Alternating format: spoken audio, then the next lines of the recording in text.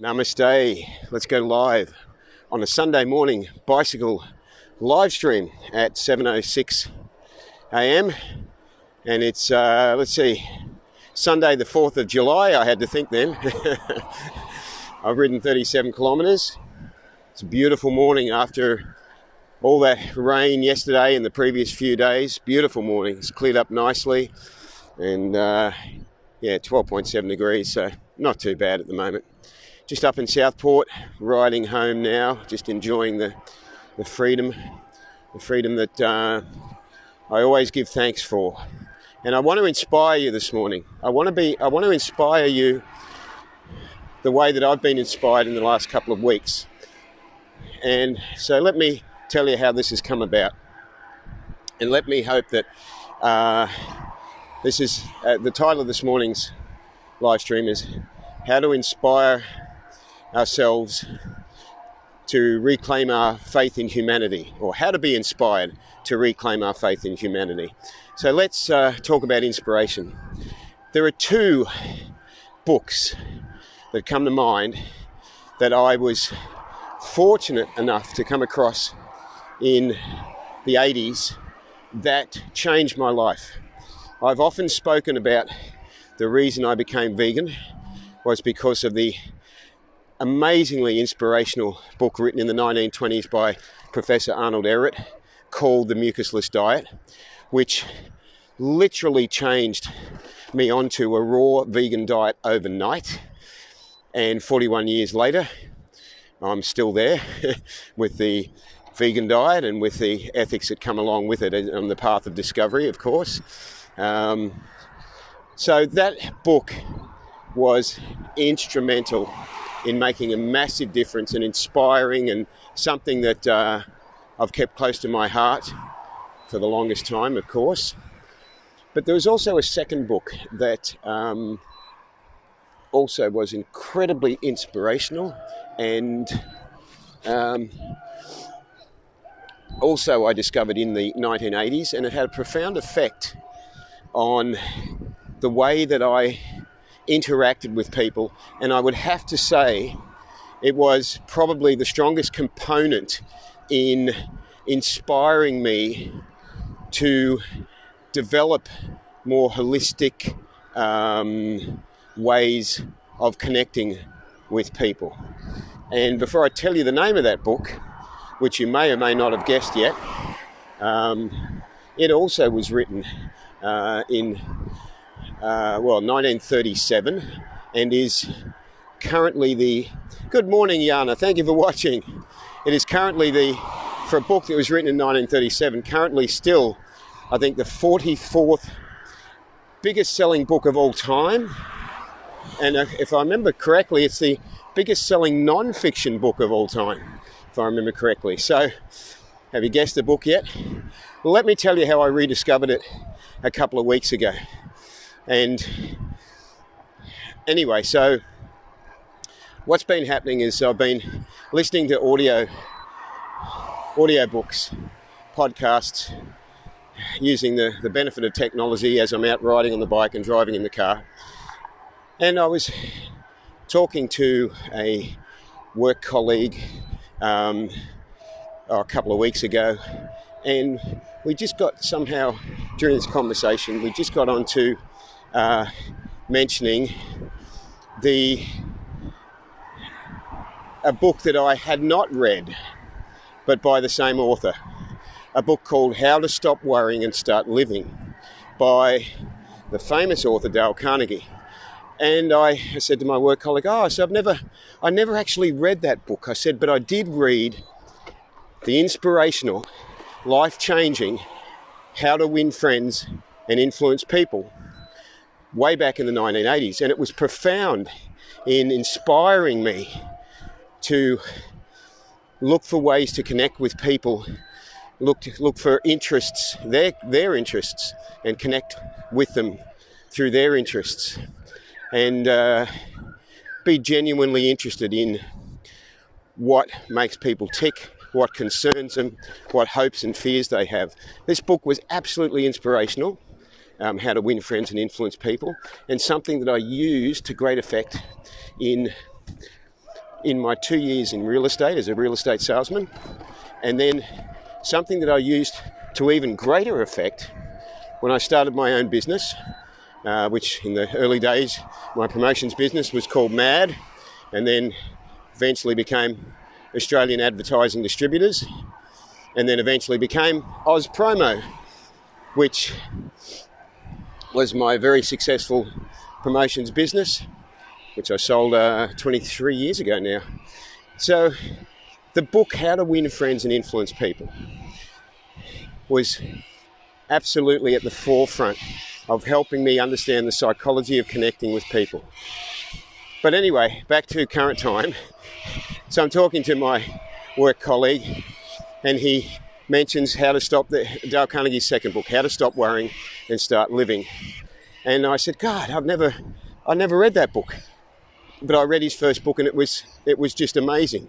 And so this got me thinking, how would a book, or two books actually, both of them, written in the 1930s, how would they stand up to the test of time? How would I feel about them reading them 40 years later? Well, I didn't read them. I'm shocking when it comes to reading books. So I did the next best thing. I audiobooked them. First, I thought, I'm going to listen to How to Stop Worrying and Start Living. I've never listened to it before. It was about 9-10 hours long, I think, the audiobook version.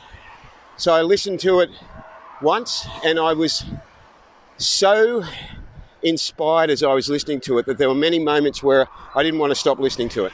It had that effect on me. I just went, I want to hear more. I want to hear more about the inspiring stories of people who came from nowhere and changed their lives through the application of the principles that Dale Carnegie taught.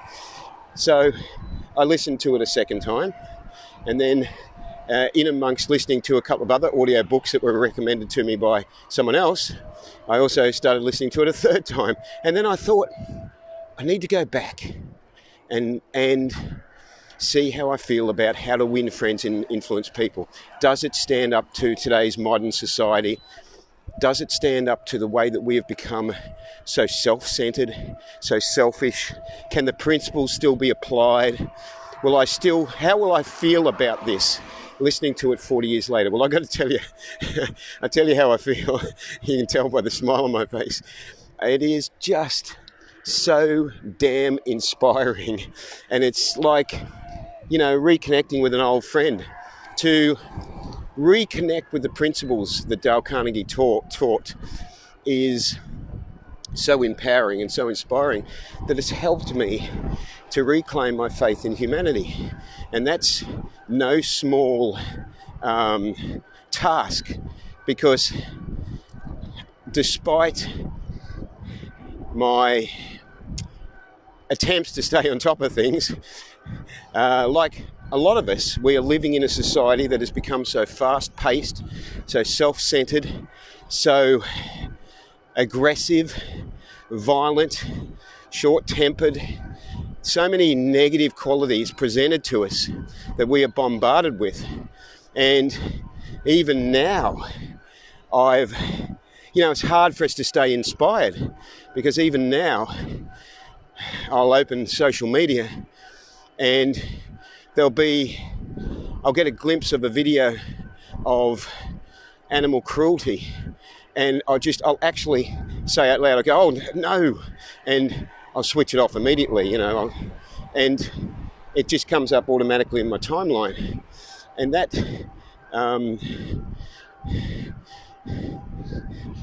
sort of bombardment of negative images and aggressive, violent images is de-inspiring, it's demotivating.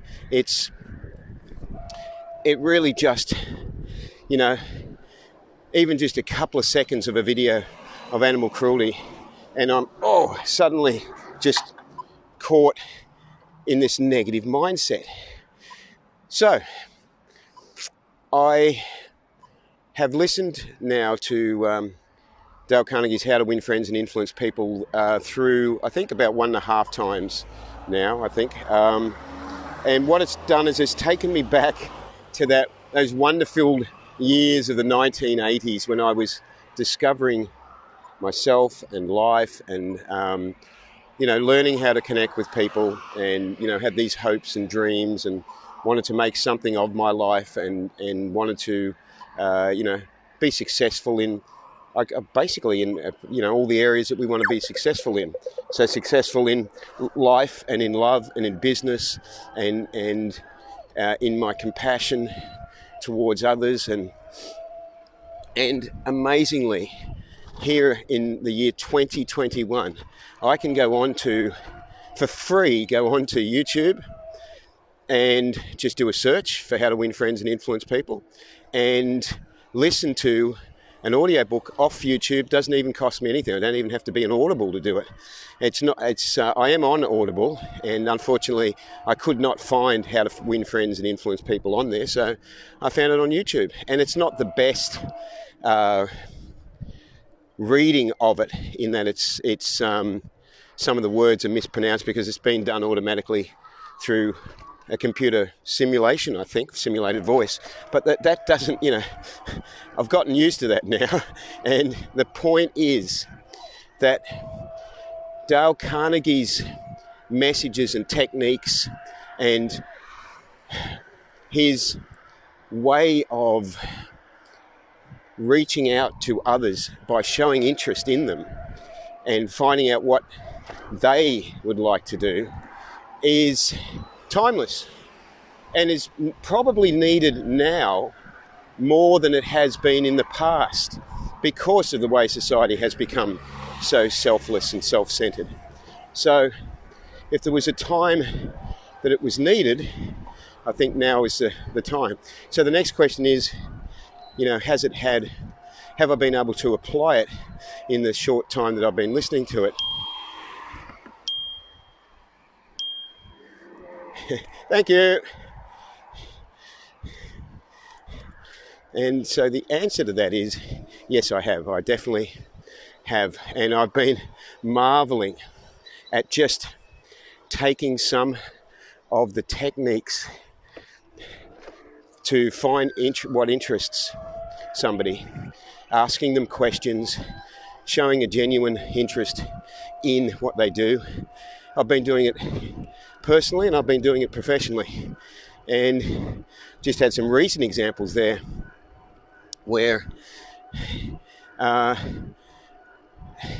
in conversation with people that I've known for years in the last week, I've just started asking them questions about topics and subjects that have never interested me, and that previously I would have just, if they'd talked about it, and they were saying, I've been doing this or whatever, and I'm just like, I'd just come up with some wisecrack. I'd be like, oh, I'm sorry to hear that, and I'd sort of shut the conversation down. But because of being inspired to connect better with people, I started asking questions. And I found as the more I did that the more I was able, it just flowed, which was a really nice, sort of empowering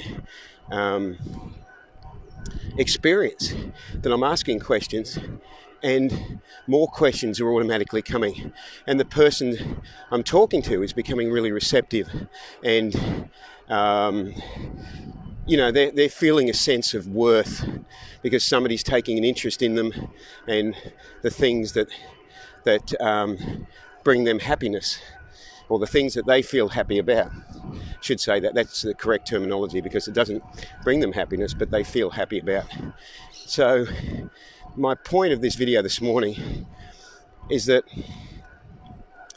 we definitely need to learn how to get away from our screens, including the one that I'm live streaming to you on now. And we can use this tool of technology to our advantage to reclaim our faith in society through inspiring being inspired by these amazing stories in both of the books that I've listened to so far from Dale Carnegie, of people that have come from rags to riches, and then when they've discovered that riches are not where happiness is to be found, have then become selfless and given away hundreds of millions of dollars to different charities, to discover that in serving others we find ourselves.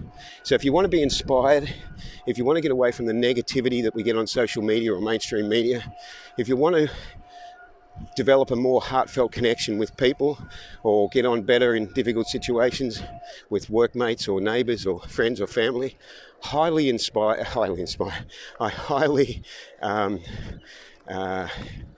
that's the word I'm looking for. Anyway, whatever it is, recommend, that's it. I highly recommend that you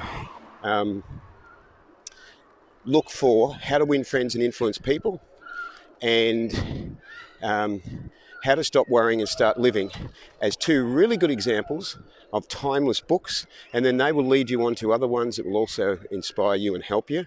And yeah, so I hope that this morning's live stream has just given you that little bit of inspiration. So live vegan and save lives, and I'll speak to you soon. Ahimsa.